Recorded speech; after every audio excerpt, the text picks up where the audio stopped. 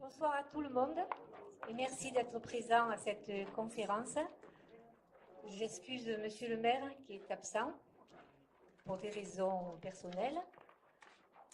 De ma part, je suis très heureuse d'accueillir Monsieur Schiappa de la Libre Pensée qui nous font le grand plaisir d'être avec nous pour la commémoration de ce centenaire de la fontaine de la République qui est pour nous un symbole et pour vous aussi, pour nous tous, un symbole très important de la République. Je ne vais pas m'attarder parce que je pense que Monsieur le Président de l'association de la Libre Pensée va vous dire aussi un mot. Je vous souhaite une bonne écoute. Je pense que nous apprendrons tous de très bons conseils de la part de la Libre Pensée. Merci.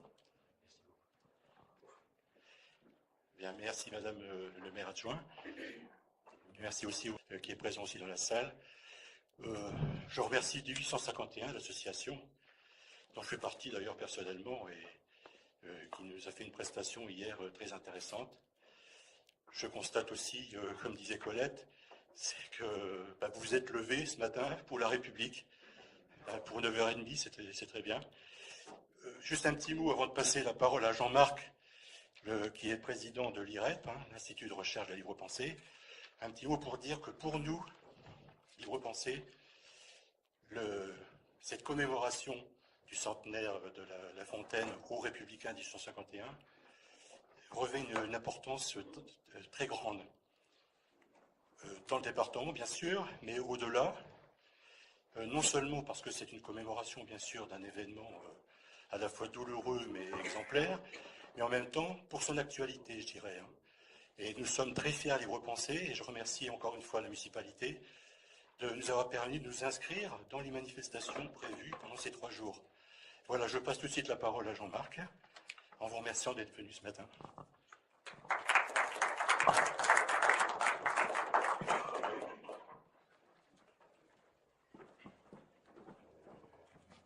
Eh bien, à mon tour de vous saluer, à mon tour de vous remercier, mesdames, messieurs, chers amis, chers camarades. Je dis également chers camarades parce que je sais qu'il y a dans cette salle des membres du mouvement ouvrier démocratique et qu'il ne faut jamais oublier le mouvement ouvrier démocratique, surtout dans une période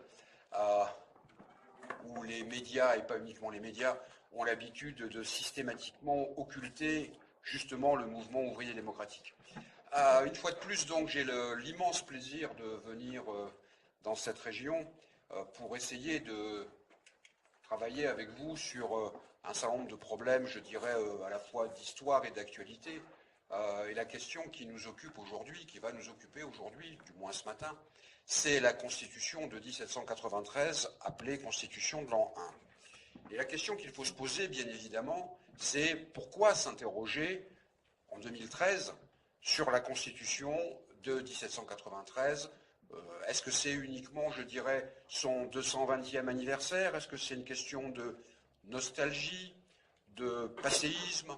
Est-ce qu'on aurait à s'occuper un petit peu comme les collectionneurs de papillons d'entomologie et notre travail serait de regarder des documents poussiéreux et glorieux? Ou au contraire, est-ce qu'il ne s'agit pas plus exactement de la revivification de forces telluriques, de ces forces telluriques qui ne demandent qu'à ressurgir, ces forces telluriques étant la volonté des peuples de se réapproprier leur propre destin et de trouver également la forme qui convient à cette réappropriation, dont la forme est incontestablement la forme républicaine. Et quand on regarde un petit peu l'histoire, on se rend compte qu'il y a, j'allais dire, un fil rouge, ne faisons pas de jeu de mots discutable, pour le moins un fil d'Ariane, qui parcourt toutes les strates des combats émancipateurs depuis 1793, depuis ce soleil de juin qui éclaire les combattants, pour citer Jean Jaurès, que nous aurons l'occasion à plusieurs reprises d'évoquer dans cette discussion.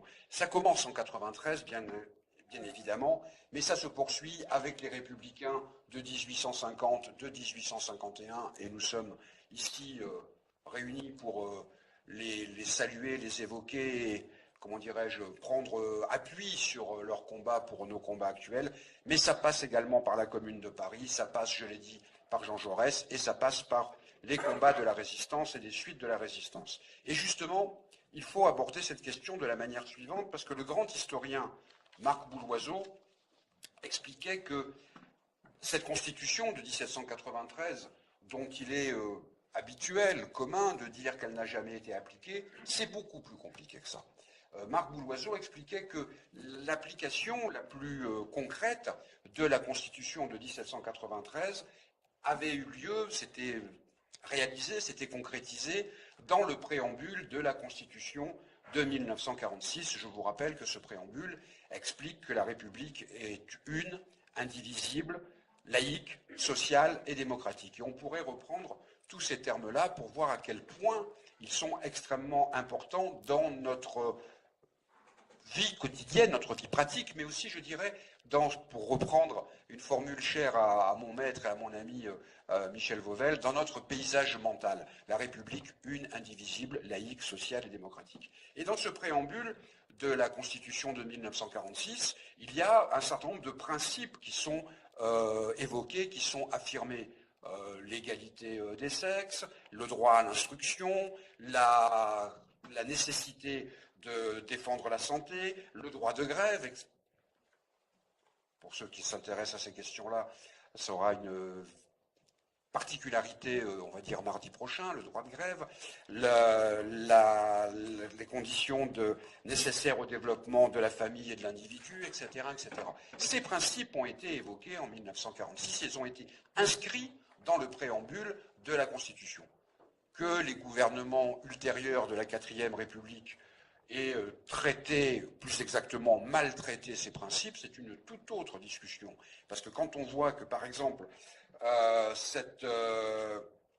ce préambule indique que la France forme avec les peuples d'outre-mer une union fondée sur l'égalité des droits et des devoirs sans distinction de race ni de religion, les guerres coloniales qui vont jalonner l'histoire de France et l'histoire des pays concernés depuis 1945 avec les massacres de Sétif et de Guelma jusqu'à quand d'ailleurs? Jusqu'à quand peut-on dire que ça se soit arrêté quand on voit par exemple comment les syndicalistes en Guadeloupe sont traités actuellement en 2013? Donc que ces principes aient été maltraités, c'est une toute autre discussion. Ce qui nous intéresse actuellement, je veux dire ce matin, c'est de voir que l'affirmation des éléments de la Constitution de 1793 ont été vivifiés dans le préambule de 46, et ce préambule de 46, pour des raisons éminemment pratiques et éminemment pragmatiques, opportunistes, disons-le, quand le général de Gaulle a repris le pouvoir en 1958 dans des conditions que vous savez, il a gardé ce préambule pour des raisons de compromis, c'est une évidence. Et ce préambule est totalement contradictoire avec l'ensemble du texte de la Constitution de 1958, mais peu importe. Ce qui nous intéresse, nous, c'est que dans les textes, les principes hérités de la Révolution française sont encore vivants, et à partir de là, nous pouvons nous appuyer dessus. Donc cette Constitution, elle fait l'objet d'approches diverses. Et bien évidemment, quand on parle de Constitution, on est obligé, et personnellement, et pas uniquement en raison de ma jeunesse à Ajaccio, je suis obligé d'évoquer la première constitution écrite dans le monde occidental, la constitution de Pascal Paoli en 1755. Donc il y a eu ces différents éléments, ces différentes recherches qui vont aboutir à la constitution de 1793. Cette constitution, je disais, elle est évoquée de manière curieuse. Mais curieuse, c'est pas le bon terme. Cette bizarrerie d'évocation, elle est extrêmement logique. Quand le hors-série du Monde de juin et juillet 2009 avait évoqué un hors-série sur la Révolution française, ils avaient consacré quelques lignes, et quelques lignes seulement, à la déclaration de 93. Tout au contraire, les républicains que nous sommes s'arc-boutent sur ce texte. On peut dire que, par exemple, les insurrections populaires des sans-culottes de 1795 avaient comme mot d'ordre, deux mots d'ordre, Dupin et la Constitution de l'an 1, la Constitution de 1793. Elle a servi de référence et nous aurons l'occasion d'y revenir certainement, au combat de Gracchus Babeuf, de Buonarroti. Donc, c'est servi de référence à la première organisation, on va dire, qui était la conjuration de Babeuf et de Buonarroti, qui s'appuyait sur la Constitution de 1793, même si elle en connaissait parfaitement les limites. Mais pourquoi s'appuyait-elle là-dessus? Pour deux raisons. La première, c'est qu'elle avait été approuvée par le peuple, ce qui est quand même une chose non négligeable, et enfin, elle reconnaissait au peuple le droit de délibérer sur les lois, chose évidemment extrêmement importante. Si j'étais taquin, mais je ne suis pas taquin, on pourrait se référer à ce qui s'est passé en 2005, où le peuple avait voté à une question bien précise sur un référendum bien précis, et à peine le peuple s'était-il prononcé de manière parfaitement claire sur le refus du TCE, du traité constitutionnel européen, que le soir même, la minute même où le peuple avait voté, eh bien, ceux qui parlaient au nom du peuple avaient décidé de s'asseoir sur les décisions du peuple. La tradition républicaine, elle est l'exact inverse. Et ce n'est pas un hasard si, par exemple, en 1850, une société politique, qui s'était appelée la Société républicaine, qui avait été animée par ce grand républicain qui était Charles de l'Écluse, s'était constituée avec 88 comités dans toute la France, notamment avec comme revendication la Déclaration des droits de l'homme de 1793, et ce texte qui revient systématiquement, y compris avec la Commune de Paris, comme je l'ai dit, etc. Le problème est lequel? Il faudrait toujours essayer de prendre les choses dans leur contexte. 1793, la Révolution a 4 ans, et la Révolution est, une fois de plus, à la croisée des chemins. Ça va être d'ailleurs le trait essentiel de la Révolution. Comment avancer, comment garantir les choses qui avaient été entamées, qui avaient été inscrites. Ce qui avait été inscrit dès 1789, je le rappelle brièvement, la Déclaration des droits de l'homme, les hommes naissent et demeurent libres et égaux en droit. On prend, à mon avis, trop souvent cette formule comme quelque chose de banal, de convenu, de secondaire, d'annexe. C'est essentiel, parce que si on n'a pas à l'idée le fait que la société ancienne, l'ancien régime, était basé sur l'exact inverse, sur l'inégalité des droits, on ne comprend pas cette formulation simple, forte, l'égalité des droits. Les hommes naissent et demeurent libres et égaux en droit. En droit, la Révolution française ne fait que proclamer l'égalité des droits. Elle ne dit pas que l'égalité des droits, ou l'égalité absolue, ou l'égalité tout court est réglée. Elle proclame l'égalité des droits. Après, comment cela va se concrétiser? C'est une discussion. Le terme est très, très mauvais. C'est une évolution, parce que ce n'est pas uniquement dans les mots, c'est dans les actes, qui va aboutir à des processus terriblement contradictoires. La première constitution qui a lieu en France, en 1791, est une constitution exceptionnellement compliquée, exceptionnellement longue et totalement contradictoire avec l'égalité des droits. Comment peut-il y avoir égalité des droits et le suffrage, le droit de vote, uniquement réservé aux riches, le suffrage censitaire? Comme disait Robespierre, et nous aurons l'occasion de l'évoquer ce matin à plusieurs reprises, comme disait Robespierre, c'est remplacer l'aristocratie par l'aristocratie des riches, et il disait l'aristocratie des riches, la plus insupportable de toutes. Comment peut-on dire dans la Constitution de 1791 que les hommes naissent et demeurent libres et égaux en droit, et que le roi, devenu roi des Français, et le plus roi de France, et que le roi a un pouvoir exorbitant qui est le droit de veto? Si tout le monde a les mêmes droits, il ne peut pas y avoir, pour un homme, fût-il le roi, un droit supérieur. Donc c'est dans ces contradictions que la Révolution essaye d'avancer, qu'elle essaye de trouver un point d'achoppement, un point d'équilibre. C'est d'ailleurs pour cela que François Furet parle de 1790 comme étant l'année heureuse. Et oui, il aurait fallu, pour la Révolution, pour certains tenants de la Révolution, pour les plus modérés, pour les partisans de la monarchie constitutionnelle, s'arrêter à 1790. Mais les choses ne peuvent pas se passer comme ça. Pourquoi? Très souvent, on jette un œil sur ce qui est appelé les violences de la Révolution. Mais les violences de la Révolution ne peuvent s'expliquer que par la violence de l'Ancien Régime. Autrement, on représenterait la Révolution comme une sorte de boxeur pratiquant le shadow boxing, le type qui s'entraîne tout seul en boxant contre son ombre. Mais la Révolution, elle avait bien un adversaire. Et quel adversaire? La monarchie absolue.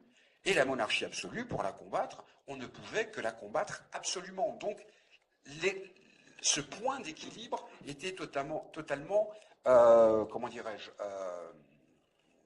introuvable. Vraiment introuvable. Et l'évolution a fait que la guerre étant déclarée suite aux manœuvres du roi et aux manœuvres comment dirais-je, des Girondins, il était absolument difficile pour la Révolution de combattre à la fois l'extérieur et l'intérieur. Dans une situation où, une fois de plus, Robespierre avait totalement raison, l'armée étant dirigée par des nobles, l'armée ne pouvait pas combattre pour la défense de la Révolution. Le roi expliquait dans ses correspondances secrètes que l'armée était telle qu'elle ne pouvait combattre qu'une demi-campagne. La destruction des armées françaises, l'invasion, était planifiée. Contre cela, pour reprendre une formule de Michelet, ce sont les savetiers et les tailleurs qui se sont réveillés. C'est le peuple qui a décidé de combattre pour la défense de la Révolution contre la noblesse et contre le roi. Et ceci a abouti à l'insurrection du 10 août 1792, la fin de la monarchie absolue en France. Par cette conjonction des volontaires venant de toute la France, venant à Paris renforcer les sans-culottes et éliminant le roi avant d'aller combattre aux frontières. Et ce qui est intéressant, c'est que la force des choses, pour reprendre une formule de Saint-Just, la force des choses a abouti à ce que le suffrage censitaire a complètement éclaté. Les citoyens passifs, les sans-culottes, sont allés dans les assemblées de section pour discuter, pour organiser l'insurrection avec ceux qui avaient le droit de vote. Et donc, de fait, le suffrage universel s'est mis en place. Et ce suffrage universel va aboutir à la, comment dirais-je, à l'élection de la Convention nationale, première assemblée élue au suffrage universel. Nous sommes donc, une fois de plus, dans ce moment curieux de la Révolution, qui essaye de trouver, vous savez, comme les fleuves qui hésitent, qui essaye de trouver son chemin et qui va le trouver. Début 1793, alors que Robespierre avait tout fait pour que le procès du roi n'ait pas lieu, le procès du roi a lieu. L'idée des Girondins était très simple. On fait un procès, il est impossible de condamner le roi, c'est beaucoup plus compliqué, et puis à partir de là, on fait traîner les choses pour trouver une solution légale ou semi-légale. Comme disait Robespierre, vous voulez donc une révolution sans révolution. Le hasard fait que les papiers prouvant la trahison du roi sont trouvés. Robespierre expliquait, mais moi je ne veux pas de procès du roi, parce qu'il faut être logique. S'il y a un procès, et si les principes juridiques sont respectés, il faut qu'ils soient respectés. Il ne peut pas y avoir de procès d'exception. S'il est accusé, il est innocent. On ne peut être condamné qu'à la fin du procès. Mais si le roi est innocent, la révolution du 10 août 1792 aboutissant à sa chute est une révolution, est une insurrection, une révolution totalement illégale. C'est les insurgés qu'il aurait fallu condamner. Donc il explique que s'il y a un procès, c'est une catastrophe. La Convention passe outre les décisions, les conseils de Robespierre, et le procès a lieu, et le procès doit aboutir à ce que l'on ne peut pas ne pas aboutir. Quand le premier vote tombe, 750 voix expliquent que le roi est coupable, 0 voix contre. À partir de là, le destin du roi est scellé, parce que s'il est coupable, il ne peut y avoir qu'une seule solution, puisque la peine de mort contre Robespierre était inscrite dans les textes légaux. Toutes les manœuvres des Girondins ne servent à rien. L'accusation de dictature, l'appel au peuple, tout ce qu'on veut pour gagner du temps, pour diviser l'Assemblée. Danton a cette formule remarquable, comme très souvent. Il explique, alors que les Girondins sont en train de l'accuser, lui, Danton, avec Marat et avec Robespierre, il dit « Les Autrichiens apprendront sans frémir cette troublante harmonie. L'Assemblée est en train de se diviser avec une violence extraordinaire, alors que les troupes autrichiennes et prussiennes sont à quelques dizaines de kilomètres. Il faut trouver une solution. On voit bien que la Constitution de 1791, elle a volé en éclats. Il faut une nouvelle Constitution. Un comité de Constitution se met en place, dirigé essentiellement par des Girondins et notamment par ce grand philosophe qui était Condorcet. Je ne sais pas si vous avez lu, je vous le recommande, cet ouvrage volumineux de monsieur et madame Badinter sur Condorcet, qui est sous-titré « Condorcet, un intellectuel en politique ». Je crois qu'il faut s'arrêter un petit peu sous le sous-titre, un intellectuel en politique. C'est un intellectuel qui s'est fourvoyé en politique. La plus grande erreur de Condorcet, peut-être même la seule, c'est de croire qu'il pouvait être à la fois un philosophe et un homme politique. Le philosophe est quelqu'un d'extrêmement intéressant, notamment sur les questions de l'école, de l'instruction, etc. Le politique est une catastrophe. C'est quelqu'un qui est bavard, qui fait de la philosophie au moment où il faut faire de la politique. Or, je ne vais pas citer Marx, mais après tout, pourquoi pas? Comme disait Marx, les philosophes n'ont fait qu'interpréter le monde, ce qui importe, c'est de le transformer. Et au moment où il faut des acteurs politiques, le responsable du comité de constitution est, comment dirais-je, Condorcet, philosophe de tendance plutôt girondine, on ne peut pas le qualifier uniquement de girondin, mais quand même, c'est un modéré, c'est quelqu'un qui voudrait une forme de république élitiste, on va dire. Et il produit un projet de constitution qui, je cherche le chiffre exact, de 402 articles, interminables, contradictoires, et dont toute la structure est de protéger la bourgeoisie conquérante. Or, qui est en train de se battre aux frontières? Qui est en train de se battre dans Paris? Le peuple, les sans-culottes. Comme dit Robespierre une fois de plus, il faut armer le peuple. Il faut l'armer, mais pas uniquement militairement, il faut l'armer de toutes les manières possibles. Saint-Just a la formule sur cette constitution qui est très intéressante. Il dit, en fait, ce qu'on cherche là, c'est la royauté des ministres. Dans ce combat entre Girondins et Montagnards, et on voit très bien que les Girondins font absolument tout pour que la Convention n'avance pas, ne règle pas les problèmes. Pour vous donner une idée, ce qui va devenir le comité de salut public s'appelle au point de départ le comité de défense générale. Les réunions du comité de défense générale sont des réunions publiques. Comment peut-on organiser des campagnes militaires en public? Eh bien, après tout, pourquoi pas, tout se discute. On protège des généraux dont on voit bien qu'il s'agit de généraux félons. Je parle de Dumouriez, plus précisément. Et les Girondins vont tout faire pour saboter la Constitution. Ce sont les premiers qui vont traîner au tribunal révolutionnaire un membre de la Convention, Jean-Paul Marat pour ne pas le citer. Mais à partir de là, ils ouvrent la boîte de Pandore. Parce que si la Convention peut traîner au tribunal révolutionnaire un de ses propres membres, pourquoi demain ce ne serait pas le tour de Girondins? C'est exactement ce qui va se passer. L'insurrection du 31 mai et du 2 juin 1793 aboutit à l'éviction de 22 députés girondins. Je dis bien l'éviction, parce que ces députés, on va leur demander simplement de rester dans leurs appartements et d'être gardés dans leurs appartements, c'est tout. Cette surveillance est tellement tranquille, tellement bon enfant, tellement simple, que l'écrasante majorité des députés girondins s'échappent de leurs appartements et vont dans les provinces pour susciter la révolte des provinces contre la Convention. À l'été 1793, 2/3 des départements du pays sont en révolte plus ou moins larvée ou occupée par les invasions en révolte contre la Convention. Comment faut-il organiser les choses à partir de là? Il faut, pour reprendre la formule de Jean Jaurès, un pouvoir vigoureux et agissant. Le conventionnel Barère utilise cette phrase « La République n'est plus qu'une grande ville assiégée ». Et il faut à la fois organiser la souveraineté du peuple et l'efficacité du combat. Cette chose, ce dilemme, cette contradiction, eh bien la Convention, par la Constitution de 1793, va pouvoir la mettre en place. Pourquoi?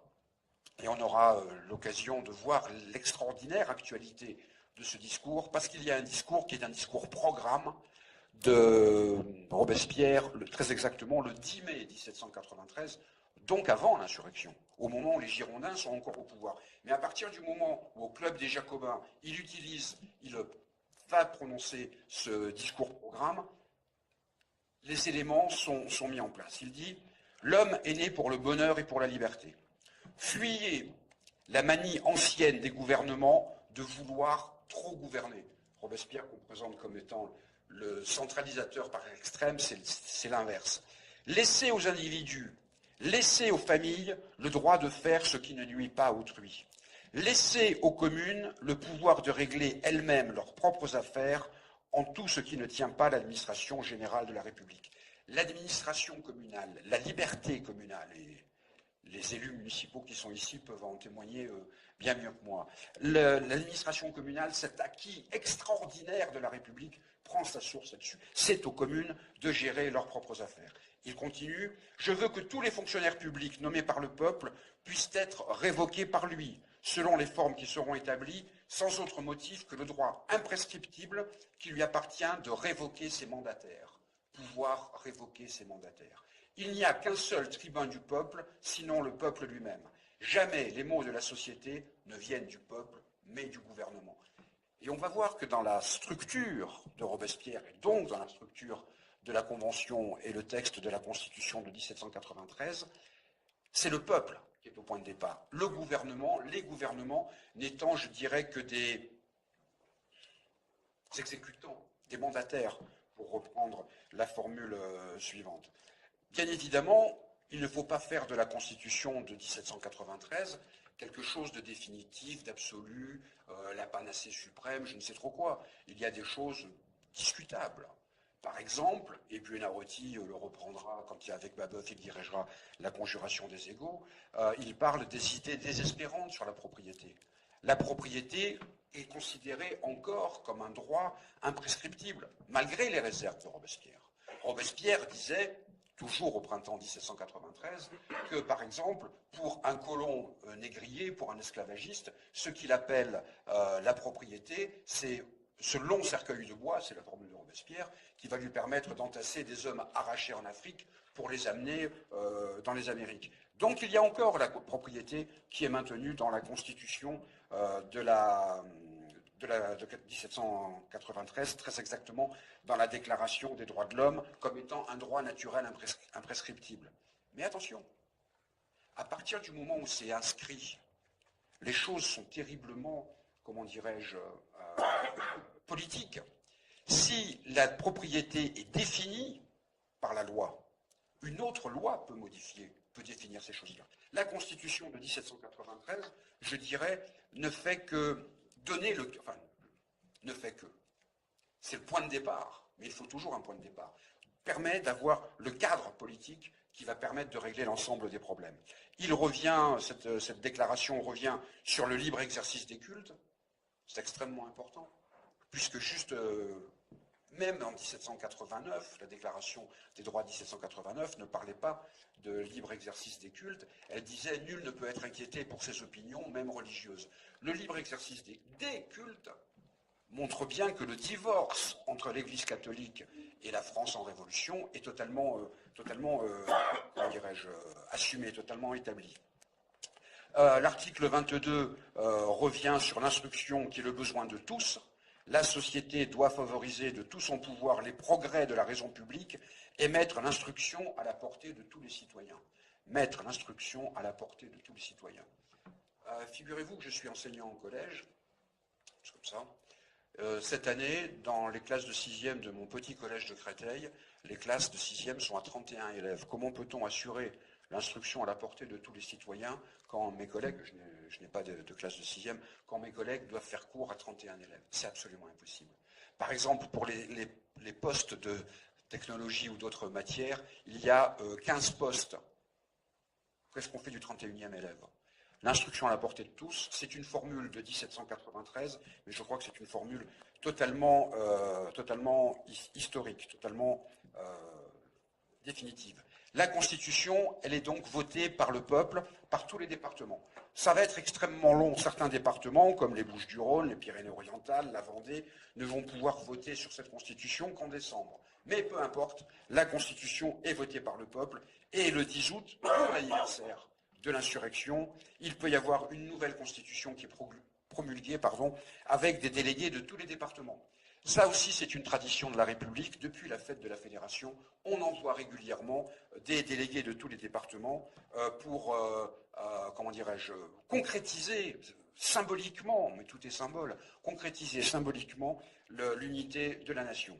On ne va pas revenir sur tous les articles, ce serait fastidieux, même s'il n'y en a que 122, à la différence de la Constitution de Condorcet qui en avait plus de 400, mais arrêtons-nous sur l'article 1er de la Déclaration des droits de l'homme de 93.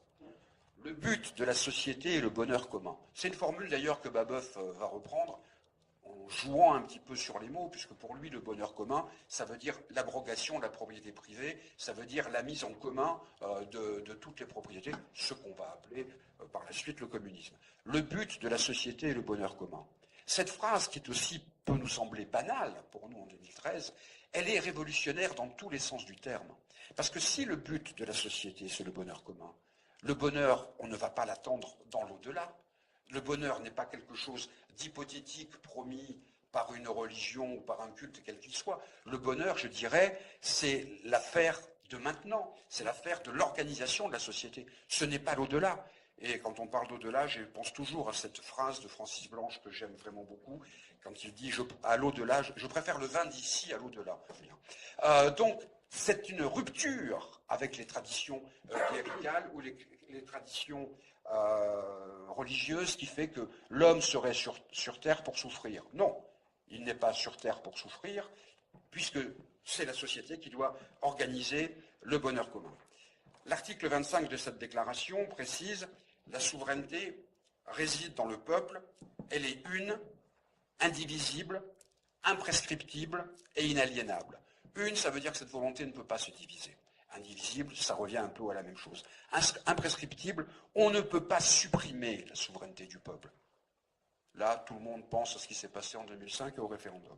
Elle est inaliénable. On ne peut pas, comment dirais-je, la transformer, on ne peut pas la modifier. Inaliénable, elle appartient au peuple. Le peuple ne peut que donner mandat à ses, comment dirais-je, à ses représentants. Les représentants n'ont aucun pouvoir par eux-mêmes. Le jour où le mandat s'arrête, toute possibilité d'action s'arrête.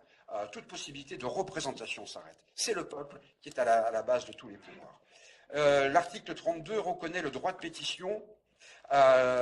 Cet article 32 précise il y a le droit de présenter des pétitions aux dépositaires de l'autorité publique qui ne peut en aucun cas être interdit, suspendu ni limité. Quand on lit les procès-verbaux de la Convention, c'est toujours intéressant. Ça commence toujours par la lecture des pétitions, alors parfois même de poèmes qui sont venus, qui sont récités en hommage à la Convention. Certains sont de grande qualité, comment dirais-je? Certains sont de grande qualité. D'autres, je me mets à la place des conventionnels qui ont dû entendre un certain nombre de platitudes rimées, mais enfin c'est comme ça fait partie des obligations démocratiques. De la même manière, les articles 39 et 40 précisent que le corps législatif est indivisible et permanent. Sa session est d'un an. L'Assemblée se réunit une année complète. Ce n'est pas comme nous voyons la session d'automne, la session de printemps, qui dirige quand le Parlement n'est pas, comment dirais-je, n'est pas réuni. Ça peut être n'importe quoi. Là, c'est la base, c'est la Convention. C'est la Convention qui, par la Constitution, cette Constitution, va réunir le pouvoir législatif, le pouvoir exécutif et même, d'un certain point de vue, le pouvoir judiciaire. Il rappelle l'article 4, très intéressant l'article 4, sur la citoyenneté.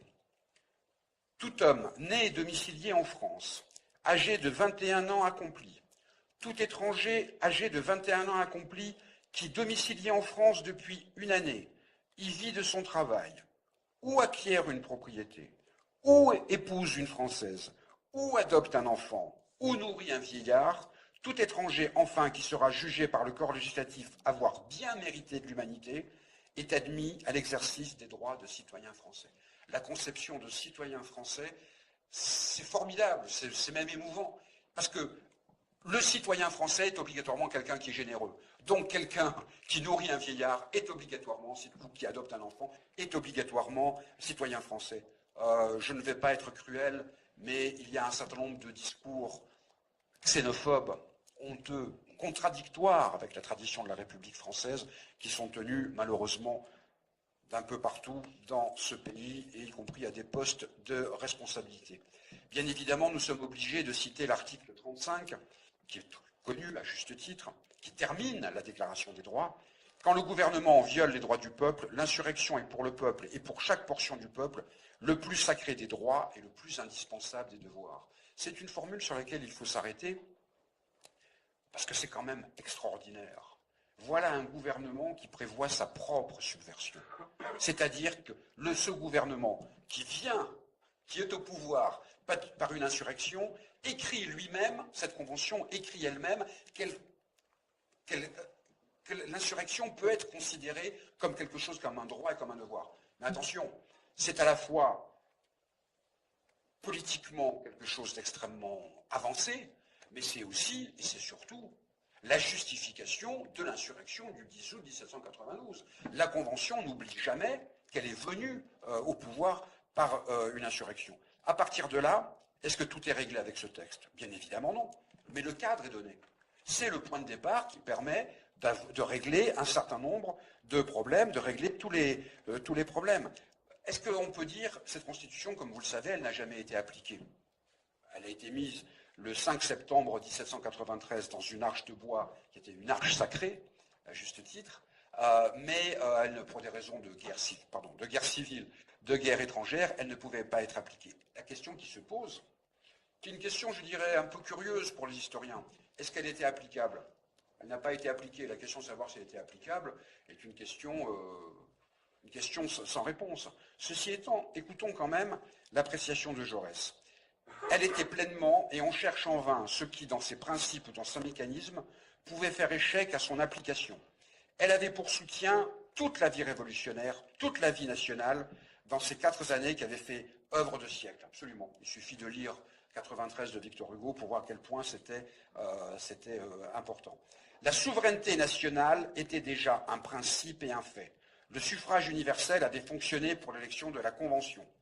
Et à partir de là, il explique en quoi cette Constitution répondait bien aux conditions vitales de la Révolution, à la réalité politique et sociale de la France nouvelle.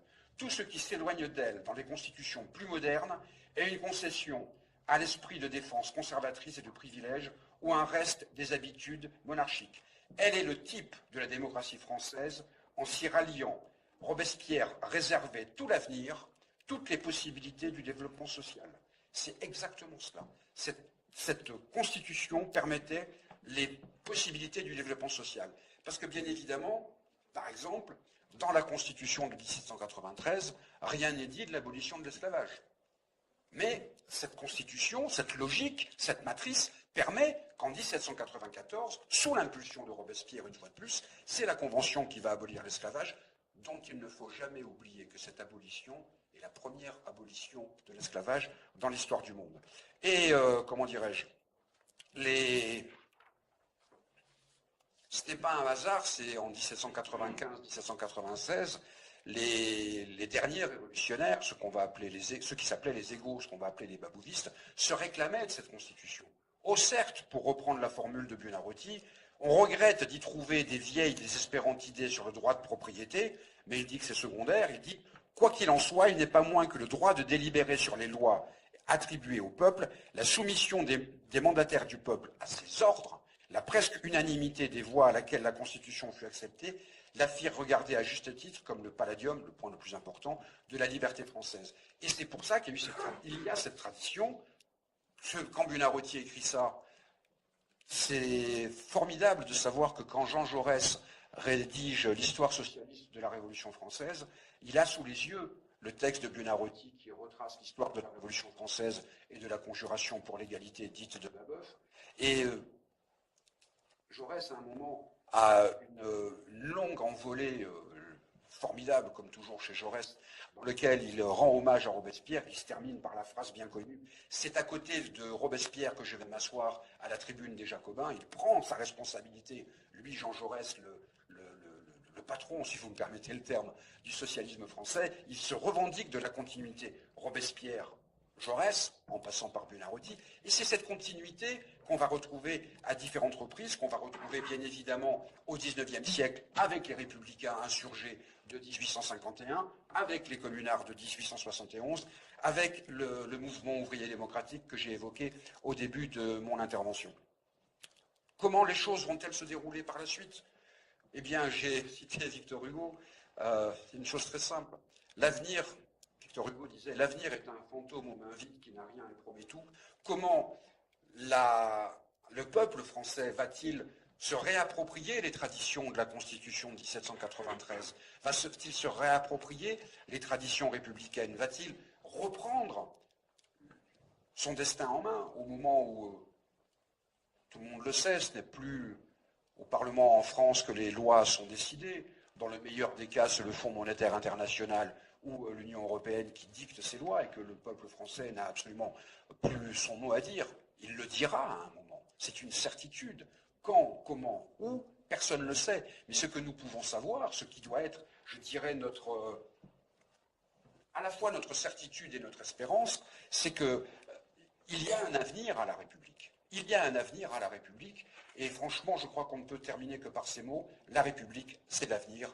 Je vous remercie infiniment de votre patience.